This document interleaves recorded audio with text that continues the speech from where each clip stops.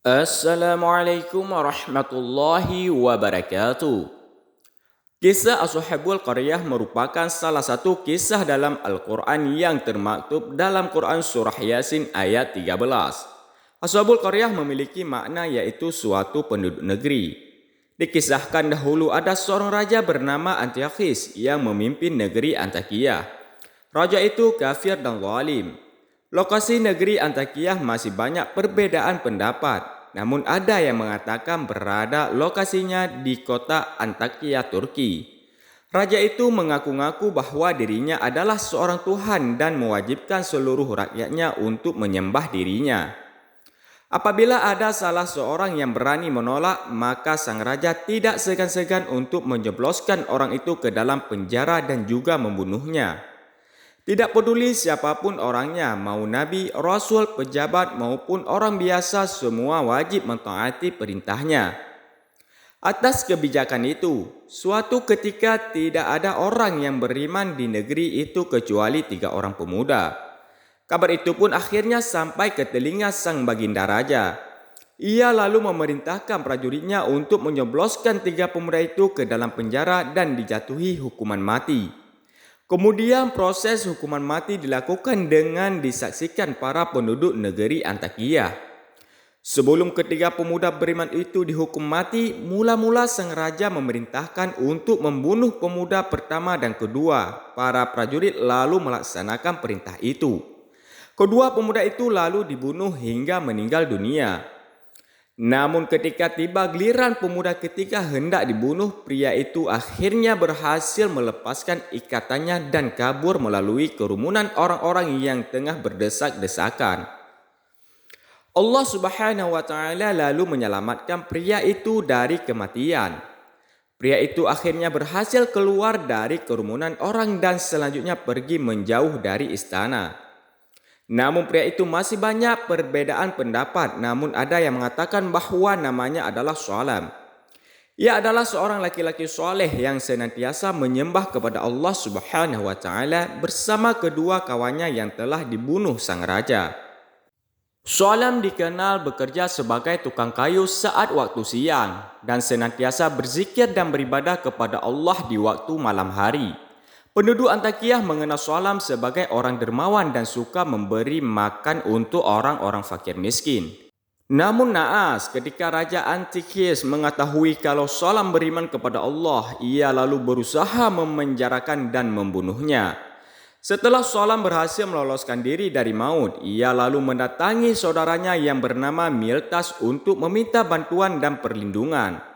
Saudaranya itu juga orang beriman, hanya saja ia selalu menyembunyikan keimanannya. Salam lalu meminta seekor kuda kepada Miltas untuk digunakan kabur menyelamatkan diri. Miltas lalu bersedia membantu Salam. Kemudian Salam pergi keluar dari negeri Antakya untuk menghindari pengejaran pasukan kerajaan. Pasukan kerajaan terus mencari tempat persembunyian Salam. Mereka bahkan sempat menggeledah rumah Miltas namun tidak menemukan Salam sama sekali. Sudah kemana-mana para pasukan kerajaan mencari target, namun tetap sama saja tak menemukan Salam. Sang raja sangat murka karena kenapa bisa seorang tawanan bisa kabur dan lolos, padahal pasukan keamanan sudah sangat ketat berjaga dan beroperasi. Itulah salah satu pertolongan Allah kepada orang-orang beriman. Salam menjalani hari-hari dengan penuh kelaparan dan kehausan. Ia pergi memacu kudanya ke tempat persembunyiannya untuk menghindari kejaran para pasukan kerajaan. Hingga di suatu tempat ia menemukan sebuah gua kecil dan masuk ke dalamnya. Di sana ia beristirahat dan tak terasa terlelap tidur. Suatu saat Salam terbangun akibat ada suara gaduh. Ia tak tahu suara apa itu. Entah suara pasukan kerajaan yang tengah berpatroli atau entah suara lain. Di dalam gua terdapat juga 3 orang pria yang tengah duduk. Mereka bernama Shadiq, Saduk, dan Sam'an. Mereka terlihat tengah membicarakan tentang diri mereka atas pengangkatan sebagai seorang Rasul Allah. Ternyata Allah Subhanahu wa taala telah mengutus Shadiq dan Saduk sebagai seorang Rasul untuk negeri Antakya. Kedua rasul itu lalu berbincang untuk menyusun program dakwah seperti mengajak penduduk untuk menyembah Allah, mengajak mengerjakan solat, bersedekah kepada orang fakir miskin dan lain sebagainya. Syam'an berkata, itu memang tugas penting, tapi sulit. Karena pemerintah Antakya itu seorang zalim dan semaunya sendiri. Rakyatnya juga sudah dibutakan syaitan dari kebenaran. Setelah itu tiba-tiba Salam muncul dan berkata, "Tidak saudaraku, mereka semua itu kafir." Shadiq bertanya, "Siapa Anda? Apa yang telah membawamu datang ke sini?" Salam menjawab, "Baik, jangan marah wahai Nabi Allah. Aku adalah seorang mukmin dari negeri Antakya. Aku kabur dari kekejaman dan kezaliman penguasa hingga membuatku lapar, haus dan sakit. Tapi aku bersaksi bahawa tiada Tuhan yang hak kecuali Allah." Kedua Nabi itu lalu mengusap kepala Salam. Akhirnya seluruh keluhan Salam hilang dan sembuh.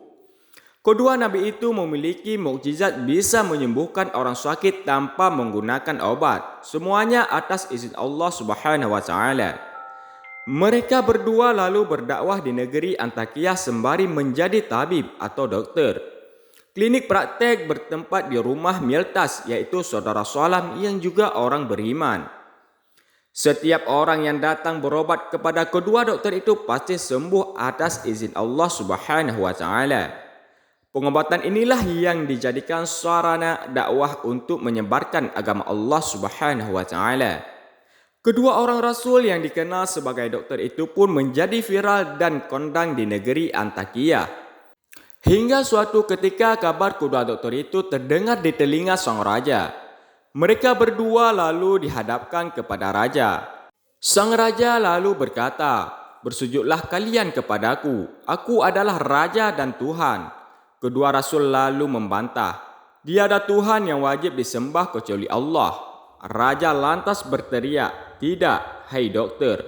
Tidak ada Tuhan selain diriku." Perdebatan sengit lalu berlanjut hingga akhirnya membuat sang raja murka. Raja lalu memerintahkan prajuritnya untuk memenjarakan kedua rasul itu dan kemudian dibunuh. Setelah peristiwa itu, Allah Subhanahu wa taala lalu mengangkat Sam'an menjadi nabi dan mengutusnya untuk penduduk negeri Antakya. Sam'an juga menceritakan kabar gembira itu kepada Salam. Salam lalu berpesan, "Wahai saudaraku, berhati-hatilah karena sifat dan watak rakyat Antakya itu suka menikam dari belakang dan berkhianat. Sedangkan kamu adalah seorang nabi yang ingin menepati janji dan amanah." Kemudian Sam'an memulai dakwahnya di negeri Antakya. Ia muncul menjadi seorang saudagar kaya raya. Ia sangat dikenal di kalangan menteri kerajaan. Bahkan ia menjadi teman dekat sang baginda raja tanpa mengumbar identitas aslinya. Suatu ketika sang raja curhat kepada Sam'an tentang beberapa hal termasuk terkait sosok Shadiq dan Saduq. Nabi Sam'an lalu berkata, "Baginda, kenapa tidak engkau hadirkan saja mereka berdua untuk kita ejek-ejek?" Atas masukan itu, sang raja lalu menghadirkan Nabi Shadiq dan Saduq. Nabi Sam'an lalu mengatur siasat untuk menyebab sang raja. Beliau berkata kepada raja, "Baginda, biarkan aku mengejek-ngejek mereka. Kita hadirkan orang sakit, lalu kita suruh mereka berdua untuk menyembuhkannya. Mereka pasti tak bisa menyembuhkannya, lalu engkaulah yang mampu menyembuhkannya dengan kekuatanmu." Raja lalu menyetujuinya tanpa menyadari kalau sedang terperangkap kata. Kemudian dihadirkanlah seorang pejabat buta menghadapi situasi yang sulit itu. Sang baginda raja tersadar dan merasa kebingungan. Bagaimana caranya ia bisa menyembuhkan orang buta itu? Berbeda dengan kedua Rasul Allah, mereka berdua lalu berkata, "Dengan seizin Allah, kembalilah sembuh, kau bisa melihat dan sehat." Dengan ajaibnya orang buta itu akhirnya sembuh dan dapat melihat atas seizin Allah Subhanahu wa taala. Nabi Sam'an lalu berkata, "Wahai baginda raja, berimanlah kepada Allah dan jangan engkau kafir. Kami ini adalah para utusan Allah untukmu. Kami mengajak engkau untuk menyembah Allah, yaitu Zat yang Maha Esa lagi tunggal. Mendengar ajakan itu, sang raja lalu tersadar atas jebakan tantangan itu. Ia lalu berbalik memenjarakan Nabi Sam'an bersama kedua rasul lainnya yaitu Shadiq dan Shaduq. Mereka bertiga lalu akan dieksekusi mati di hadapan para penduduk Antakya. Di hari dijatuhkannya hukuman mati, para rasul berkata kepada para penduduk Antakya, "Sesungguhnya kalian adalah kaum yang sudah kelewatan batas. Kalian telah bermaksiat kepada Allah Subhanahu wa taala dan juga rasulnya.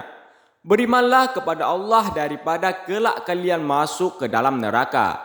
Para penduduk kafir itu lalu menantang kematian bagi orang-orang yang berbohong. Para rasul itu lalu dilempari batu-batu oleh orang-orang kafir itu. Itulah watak buruk rakyat Antakyah yang kafir. Meskipun sudah diberi tanda-tanda akan kekuasaan Allah, masih saja mereka membangkang. Di tengah penyiksaan itu, tiba-tiba muncullah Salam yang datang seraya menyuruh kepada penduduk agar beriman kepada Allah dan Rasulnya. Salam juga menyuruh kepada rakyat Antakyah agar menyembah Allah dan meninggalkan sesembahan berhala. Namun seruan itu ditolak mentah-mentah. Mengetahui bahwa pria yang menyuruh itu adalah Salam, maka orang-orang kafir lantas menangkapnya dan merajam Salam ramai-ramai hingga akhirnya meninggal dunia. Ketiga Rasul Allah akhirnya dapat menyelamatkan diri dari amukan massa saat orang-orang berpaling sibuk merajam Salam. Allah Subhanahu wa taala lalu mengangkat ruh Salam dan berkata, "Masuklah ke dalam surga." Subhanallah, meskipun penderitaan orang-orang beriman di negeri itu sangat menyakitkan, tetapi Allah Subhanahu wa taala pasti akan mengangkatnya ke derajatan tinggi dan mulia. Meskipun Salam dizalimi kaum kafir, namun ia malah tetap mendoakan kaum itu agar mau beriman kepada Allah dan mendapatkan petunjuk. Namun Allah Subhanahu wa taala mengetahui bahwa kaum itu kaum ngeyel yang tidak akan pernah mau beriman. Akhirnya kaum itu mendapat azab dari Allah Subhanahu wa taala. Allah Subhanahu wa taala lalu memerintahkan malaikat untuk mengeluarkan jeritan super kuat dan dahsyat. Suara itu akhirnya mengakibatkan seluruh kaum-kaum kafir itu kesakitan dan akhirnya mati semuanya. Nauzubillah min zalik. Itulah azab dan balasan Allah untuk orang-orang kafir dan pembangkang. Semoga kisah Ashabul Qaryah ini bermanfaat. Wallahu a'lam bissawab.